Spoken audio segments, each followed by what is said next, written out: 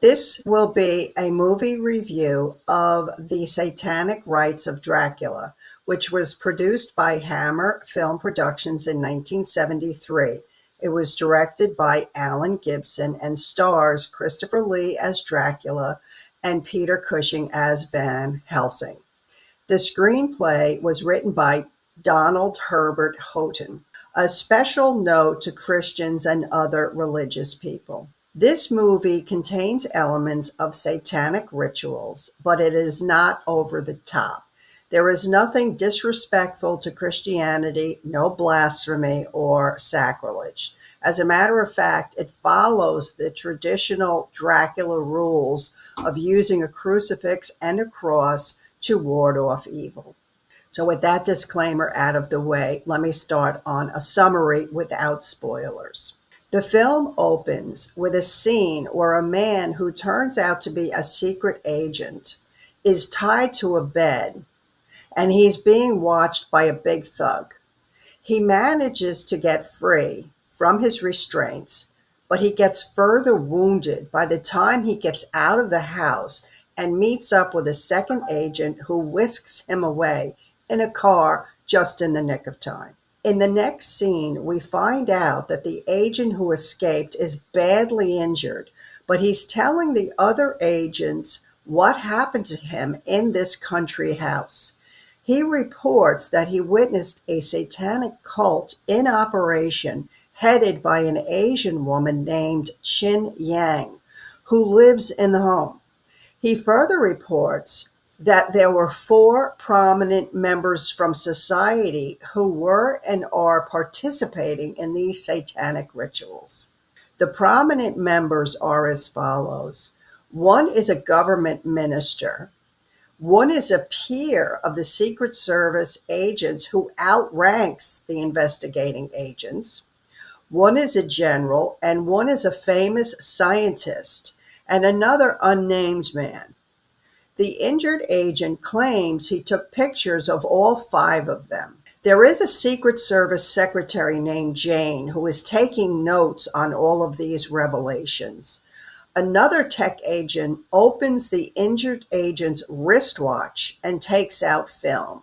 They develop all 5 pictures, and sure enough, 4 of the pictures are of the men the injured agent has named. The last picture is of a large oval doorway with no one in the picture, and they just assumed the injured agent either got the number wrong or he missed the person in the picture. The secret agent in charge, Colonel Matthews, in order to avoid any reprisals if they are wrong about any of this, he calls in Scotland Yard's Inspector Murray to work on the case independently. They tell him and his assistant, Torrance, to consult with a local occult expert living in the area by the name of Professor Lorimer Van Helsing. The 2 investigators consult with Van Helsing, and Van Helsing advises them how they should proceed. Dr. Helsing's daughter, Jessica, is listening in and inserting herself into the case as she has ambitions to be like her father. Reluctantly, the 2 agents allow her to tag along, but only as a spectator, and she agrees. Meanwhile, while Matthews and his helper are consulting with Van Helsing and his daughter at their house, someone on a motorcycle kidnaps the Secret Service secretary named Jane on her way home from work, and they take her captive and hold her in the same country house. Murray and Torrance go to the house where the cult supposedly operates, and they meet Chin Young, who seems like a lovely, attractive, middle-aged woman. Jessica Helsing has been told and even warned to stay in the car by Murray and Torrance, but her ambitions push her to break into the basement door just to have a look around. As soon as she gets inside, everything seems quiet and empty, and then she hears the hissing.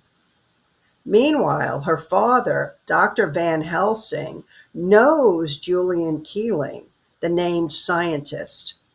He goes to visit Keeling in his science lab. Reluctantly, Julian lets Van Helsing in, and within minutes, Van Helsing can tell that Kelling is no longer in his right mind. He also spots petri dishes that have something growing in them, and as he asks about them, his friend starts sweating and confesses to what he has been doing. Meanwhile, upstairs in the country house, as Matthews and Torrance are ready to leave because Chin Yang looks as innocent as a young lab, they hear Jessica let out a howling scream. They run towards the screams, and when they go down to the basement, they too hear the hissing and know there is something very odd going on in this house in spite of the lovely Asian woman. And that's all I'll tell you so I don't ruin the movie for anyone who hasn't seen it. Now, what can writers and authors learn from watching the movie? This is a good plot line to study in order to see how the writer had action going on in 3 locations that were all happening at the same time. All of the action linked into each other, and each scene fit into the next like a puzzle piece. So one can learn a lot about how to write simultaneous action and how to use the scene backgrounds and dialogue to indicate this is all happening at the same time. Now, the next area to take a look at is a writer using obstacles. This movie is a good example of how to create tension and suspense by throwing obstacles into the mix. The injured agent had lots of obstacles thrown in his way when he was trying to get out of the house. It added a lot of tension into the early scenes. The Secret Service agents had to be very careful because they were outranked by one of the Satanists. So that was an obstacle that added some tension as well.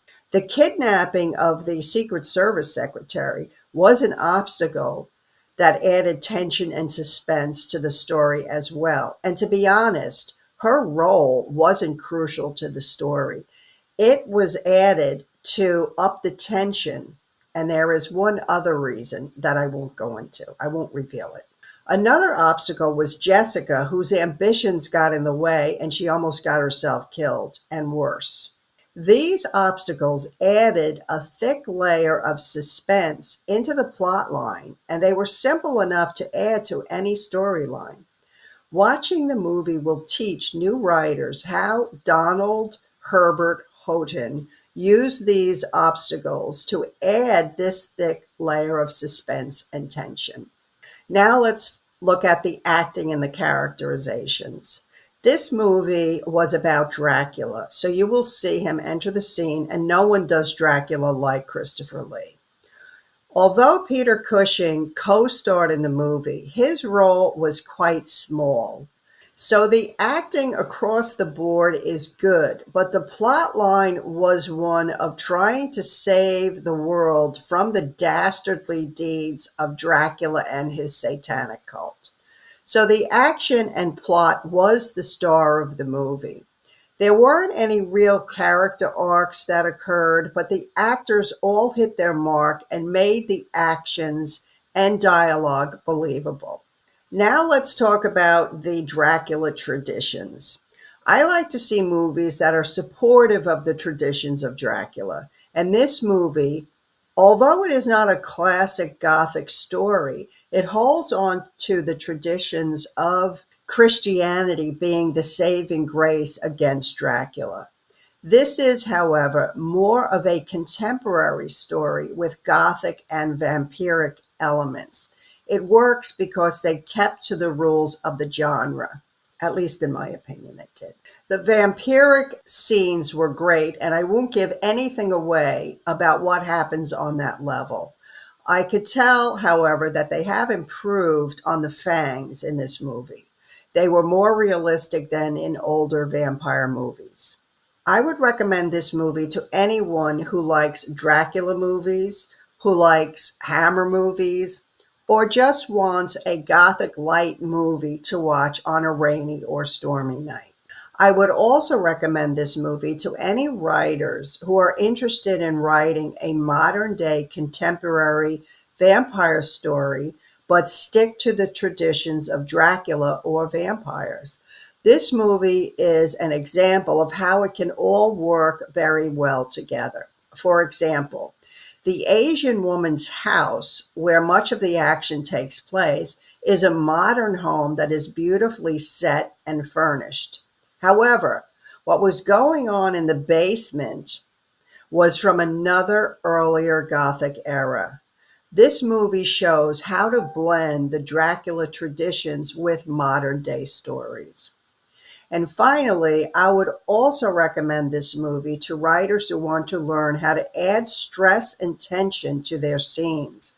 As I stated earlier, the obstacles that were continually thrown in the way were easy enough to add to any scene. Now, if you like the movie review, I hope you will give me a thumbs up and subscribe to my channel. And if you have any other insights into the movie, please feel free to post them below. Here is a panel of my own contemporary vampire book series entitled the Newport Vampire Stories series. If you're a fan of the old Dark Shadows series, you may like this one. Anyway, thanks for watching, and I'll see you in the next video.